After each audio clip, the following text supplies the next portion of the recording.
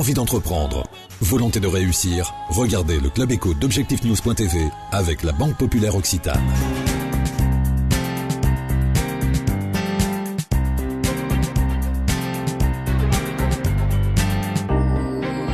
Bonsoir, bienvenue dans le Club Éco d'Objectif-News.tv. Nous recevons ce soir le président de PACFA, Patrick Laforgue. Bonsoir. Bonsoir. PACFA qui est devenu un acteur de référence sur le marché de l'immobilier d'entreprise, ici en Midi-Pyrénées et bien entendu à Toulouse. Alors, c'est vrai qu'en 2009, le marché avait été assez sinistré. On a souvent dit qu'à Toulouse, l'offre était trop importante par rapport à la demande. Est-ce que les choses se sont inversées en 2010 ? Alors je ne dirais pas qu'elles se sont tout à fait inversées en 2010. On ne va pas être trop triomphaliste, mais je dirais que la tendance est en train de s'inverser, effectivement, puisqu'on n'est pas parti en 2009, mais plutôt en 2008. Et que personnellement, au sein de PACFA, j'avais pris le soin, voyant un petit peu la situation, essayant d'anticiper un peu la situation concernant le marché de l'immobilier d'entreprise, de freiner un petit peu le démarrage des parcs de bureaux, on va dire, pour me recentrer sur du commercial. Et donc aujourd'hui, disons que je n'ai pas de stock de bureaux sur Toulouse. Par contre, j'ai des fonciers disponibles et prêts à démarrer de nouvelles opérations. Et je suis en train, pour vous dire, de recommencer à préparer des projets de bureaux tertiaires qui vont prendre un certain temps et qui seront peut-être redémarrés sur 2011 pour être livrés en 2012.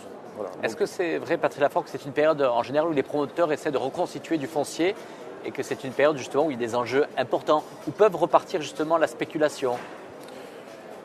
Oui, parce que foncièrement, si on se retrouve avec des fonds propres, c'est toujours le même problème. C'est-à-dire que si on est en capacité, avec des fonds propres, de venir récupérer du foncier, on est les rois du monde.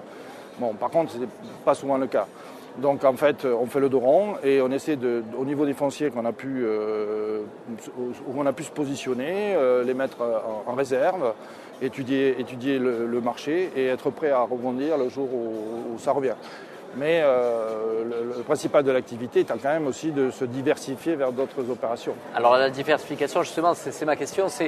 Vous avez connu la crise de l'immobilier dans les débuts des années 90, l'immobilier d'entreprise qui avait été très sinistré ici dans cette région et à Toulouse. Vous avez fait le choix justement dès l'origine, dans la création de PACFA, d'avoir un portefeuille assez diversifié à la fois entre bureaux d'entreprise mais également activités commerciales. Tout à fait. Donc volontairement, dès la création de PACFA, je me suis servi, disons, de mon expérience, qui est démontée déjà à 15 ans dans le milieu de l'immobilier d'entreprise à Toulouse, pour partir sur plusieurs critères. C'était d'ailleurs diversifier l'activité, ne pas être monoproduit, c'est-à-dire autant faire de l'habitat, surfer un peu sur la vague du Dorobien et de la défiscalisation, aujourd'hui qui s'est transformée en CEDIer, et diversifier en termes d'activité dans l'immobilier d'entreprise. Travailler sur du parc commercial, sur de la logistique et sur du tertiaire. Effectivement, cette activité-là m'a permis, au jour, disons, de la crise du bureau à Toulouse, de pouvoir me permettre de dire j'arrête les opérations de bureau et je me recentre sur la partie commerciale, en l'occurrence, qui a été assez porteuse, et surtout partir de Toulouse. C'est-à-dire qu'en fait, aujourd'hui, je suis sur un territoire qui va de Bordeaux à Perpignan, sur le Grand Sud, où on va cibler des opérations commerciales. Et là, on est sur du commerce de proximité, où on fait l'opération de Castelnaudary, vous allez peut-être l'évoquer tout à l'heure, est une opération pour moi qui est un parc de proximité, c'est-à-dire on est dans un ordre d'idée, peut-être si c'est 25 000 m², ça paraît gros, mais on est autour d'un alimentaire, d'un supermarché, c'est pas un hyper, et on essaie de compléter ces offres autour de ce supermarché. Et on va cibler des villes moyennes. Là, je suis sur une opération sur Cahors, par exemple, où on travaille sur un parc avec une thématique autour de la culture, du loisir, du commerce. Des villes comme Mimizan, Sète, Perpignan. Voilà, donc, Alors, justement, un projet comme le parc commercial de Castelnaudary, c'est un gros projet. Je crois que c'est un enjeu économique pour vous de l'ordre de 20 millions d'euros. C'est un marché de 19 millions et quelques, pratiquement 20 millions d'euros, effectivement. Pour une entreprise, aujourd'hui, vous réalisez entre 12 et 13 millions d'euros. Ça sera certainement votre chiffre d'affaires pour cette année. Donc ça veut dire que... Oui, alors cette année, c'est un petit peu en baisse, puisqu'effectivement, on est sur c'est un peu cyclique, des cycles. Je dirais que comme j'ai arrêté des opérations, effectivement, en 2010, on n'aura pas de livraison, donc beaucoup moins, et donc on aura beaucoup moins de chiffres. Et ça repartira sur le Castelnaudary qui va nous amener un chiffre d'affaires de plus de 20 millions d'euros. Donc en tout cas, c'est des projets qui sont très importants pour un acteur indépendant comme vous. Qu'est-ce qui fait la différence à un moment donné face à des collectivités locales, face à des acteurs qui ont le choix à un moment donné dans la décision de faire appel soit à un acteur de renommée internationale, un groupe national ou groupe international, et face à un acteur régional? Qu'est-ce qui fait la différence aujourd'hui dans votre offre et dans vos propositions? Alors, d'une part, on sait s'entourer de gens compétents, c'est-à-dire du personnel, des gens personnels, mais aussi d'architectes. Parce que sur des projets comme celui-là, on fait appel à des architectes. En l'occurrence, c'est l'architecture Sud Architecte, qui est un projet de Lyon. Je voudrais préciser que là, c'est une opération que je fais avec le groupe Casino, qui est donc Soderip, qui est une filiale de Casino, qui m'ont confié la construction clé en main du programme. Bon, c'est un peu exceptionnel, mais je suis habituellement promoteur, mais là je ne suis que constructeur. Donc c'est Soderip qui a quand même traité l'opération en amont. Mais sinon, je me positionne sur des opérations où je viens en concurrence directe avec des gros acteurs, Unibail, Altaria, etc., qui sont des gros acteurs du marché du commercial. Parce que je vais travailler avec des architectes de talent, qui sont des architectes qui pourraient travailler pour eux comme ils veulent travailler pour moi, et qu'on va se positionner avec une compétence où on essaie de la montrer. C'est sûr qu'à un moment donné, si les élus décident de choisir celui qui est le plus gros, c'est plus un concours, c'est-à-dire qu'à ce moment-là, on prend le plus gros et c'est réglé. Donc là, on essaie de se faire notre part en amenant une qualité dans le produit, une diversité, une originalité et une réactivité qui est peut-être plus intéressante que certains grands groupes qui ont du mal à décider rapidement.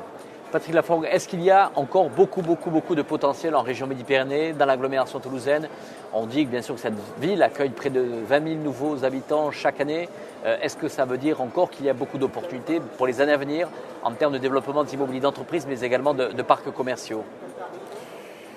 Alors c'est deux choses différentes. Je dirais l'immobilier d'entreprise, oui, forcément, dès qu'on parle de développement en termes d'habitants, on parle de développement économique, on est là pour essayer de pousser la ville et la région à se développer.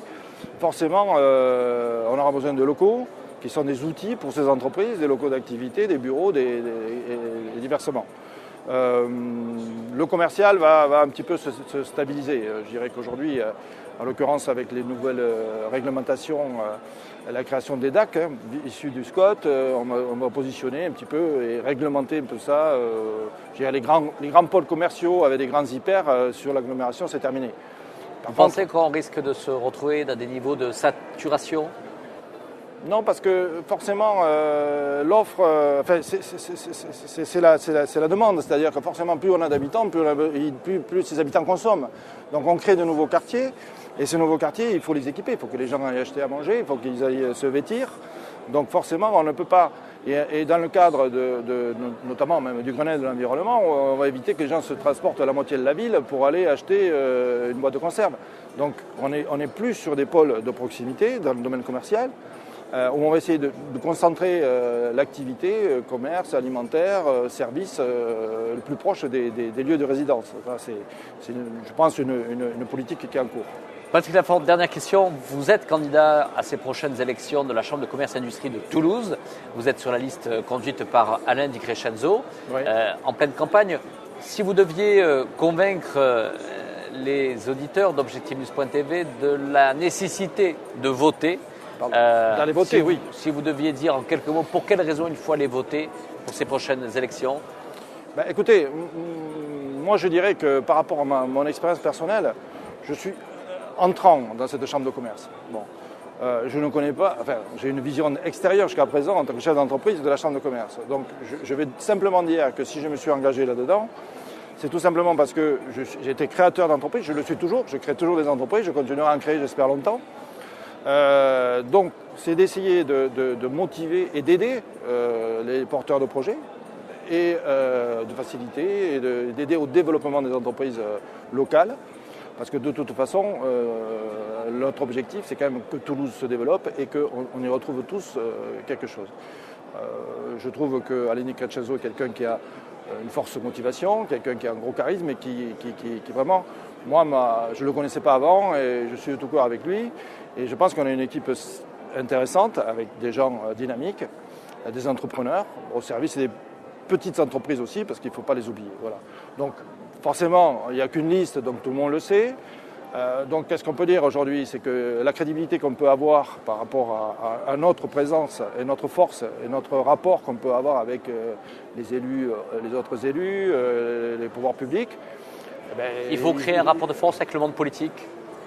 Plus on aura de crédibilité, c'est-à-dire plus on aura de pourcentage d'entreprises qui nous suivront, plus on aura de force vis-à-vis des pouvoirs publics. Voilà, c'est ça. Donc il faut voter pour qu'on puisse aider les entreprises à se développer. Merci Patrick Laforme, merci d'avoir répondu à notre invitation.